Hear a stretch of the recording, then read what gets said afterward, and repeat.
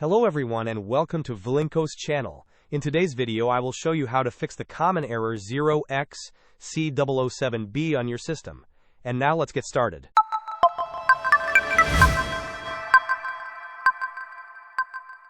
To resolve the 0xc007b error, we have several effective solutions.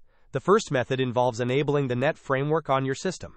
To do this, search for Windows features in your Windows search bar, and then click on Turn Windows Features on or off.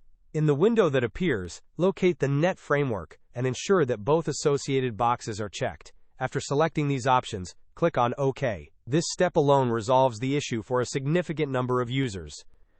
If the error persists, the next solution is to run the program that is causing the error as an administrator. For instance, if the problematic program is Microsoft Teams, right-click on its icon, and then select Run as Administrator. This will launch the application with elevated privileges, which can often bypass the error. Our final solution is to install DirectX. This is a straightforward process. Simply open your web browser, search for DirectX in the Bing search bar, and then click on the download link. This will redirect you to the official Microsoft website. On the Microsoft site, choose your preferred language, and click on Download.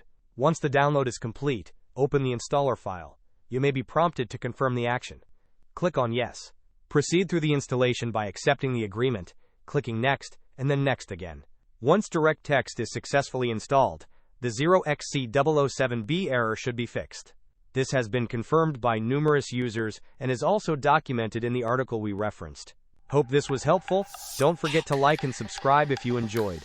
As always, thanks for watching, and I will see you in the next video.